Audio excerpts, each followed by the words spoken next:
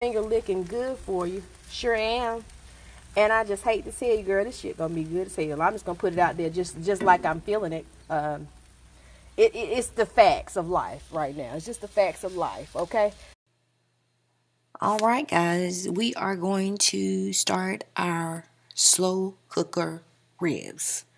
Now, the first step to our slow cooker ribs, first of all, clean, rinse them with lukewarm water, front and back. Today, we are going to take these and put these ribs on the grill. Okay, here we go. We're going to salt these up first. So get a good bit of salt, and I like to sprinkle from left to right. And then I'm going to come back and I'm going to do the pepper the same way. And then I'm going to hit it up with some seasoning salt. This is Lowry's. This is my favorite. And I've ran out, and because of the situation we're in now, we had to go to the smallest bottle. Isn't that so cute? Adorable, right? Well, we're going to use what we have and not complain. So we got salt, pepper, seasoning salt, and then I got some garlic powder here. I'm going to go ahead and season this up with too. And you can tell that I went a little heavier with the seasoning salt. Why? It's because it is needed to bring in some flavor into your meats. Now, if you are a person that is diabetic or suffering from any kind of illnesses and do not need a high sodium diet, what I would suggest you do is skip the salt. Skip the seasoning salt. Go in with some heavier onion powder and some garlic powder, which I just did, as well as some paprika, and that'll spice up things a great deal for you. Now this paprika I'm going to go again heavy on, really heavy on, because it's going to bring some color and a little spice in your life as well, darlings. So that is the side one. You can see how it looks, and I am going to do the exact same thing with side two, and I'm going to let this sit and marinate a little bit in my refrigerator for about an hour. You do want to let the seasoning sit on for a good hour before you just throw it right into a pot, because it will make a slight difference, especially for you guys who are not using salt or seasoning salt on these. Okay, so I'm going to flip this over, get the next side done, and we'll come back with step two of this process. Okay, I'm back. So here we go. I have my ribs all seasoned up. They've been sitting for a little longer than an hour, much longer actually, and they smell fantastic, honey. So what I'm going to do first with one of my bread cutting knives is going to basically, I'm going to cut off this spare rib right here. All right, so I find the spare ribs one or two ways. It's the ribs is kind of sitting to the side, if you can see right here, versus the ribs is sitting along the bottom. So I just go in and I just cut it. I am going to cut this down to about 4 or 5 pieces, and then I'm going to let it cook in a slow cook. 2 ribs per cup. As I see more spare rib, which is basically that top rib, and you can actually go through the top if you want to, but my knife is pretty sharp and it can easily cut through these ribs, as you can see, without much hesitation or problem. So I like to go cut as I go, top to bottom. So that's 4 so far. Go back along the top here, find my second rib, and keep cutting. Cut all the way to the end this time. Oh, there we go. Look at that. It's looking good, huh? And you can smell the garlic, the onion, the seasoning, salt, all the great spices on these amazing ribs. And check out that hand, folks. Okay, there you go. So I'm going to finish my 2 per cut here. There's our cuts of ribs right there, top and bottom. So now we have our slow cooker here, and I am going to turn it on low. And right now, I just put about 2 cups of water inside of my slow cooker. And then I'm also going to take 1 cup of brown sugar. It doesn't matter if it's light or dark. I just loosely poured it in, didn't pack it down. I put in a little vinegar in there. That was about a 1/4 cup of apple cider vinegar. And then I'm going to do about 2 tablespoons, which is 1/8 cup of Worcestershire sauce. All right, pour that right on in there. And the last thing I'm going to put in here are some onions, and I like to swerve the onions around with the brown sugar to kind of mix it. And voila, that is the base of which these ribs are going to be slow cooking in. I am not worried with these being covered in the water, but what I am doing is I am going to slightly sit them up, as you can see, not really lay them down into the pot. This way they'll all have a little section into our mixture, our liquid down there, and they'll cook nicely. And let me tell you, you're going to smell this within the first 2 hours of it cooking, because this is a slow cooker and it is divine.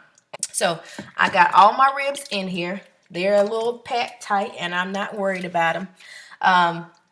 It's going to cook up. I'm going to place my lid on top, and that is step 2 of our slow cooker ribs. So here we are back with our slow cooker ribs. See, ready to come right off of that bone. Finish cooking here. And then I'm going to take it out to my grill and finish up. So here, guys, I have added my favorite barbecue sauce, about 2 cups full, and about a 1/4 cup of brown sugar, and 1, 2, 3 dashes of Worcestershire sauce to a bowl. And I'm just going to stir it. This is going to be what I'm going to put on top of my ribs as I begin to take them out. Voila, look at those babies, honey. Let me pull these. Voila. Okay, so I'm turning the slow cooker off and unplug it, and I'm going to pull these babies out one at a time, and then we're going to move out to the grill outside. And as if you remembered, I cooked both the whole rib inside of here and also did the spare ribs, which are right there, I believe. So I'm just going to separate these quickly.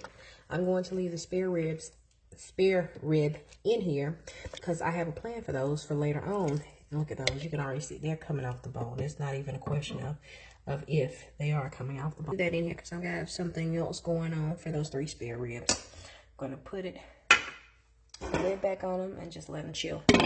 And these babies are going to go outside with me. And I'm going to put my sauce right here. Look at that, called multitasking, baby. You better ask somebody, you hear me? Let me put this down. You can see my face on it.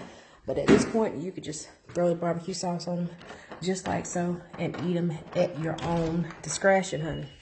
But, you know, I'm a North Carolinian, period. And we like barbecue, you know, in North Carolina, so I'm going to go ahead and put these on the grill. So, got my grill right here. So what I'm going to do is I'm just going to place them right over here on this empty side.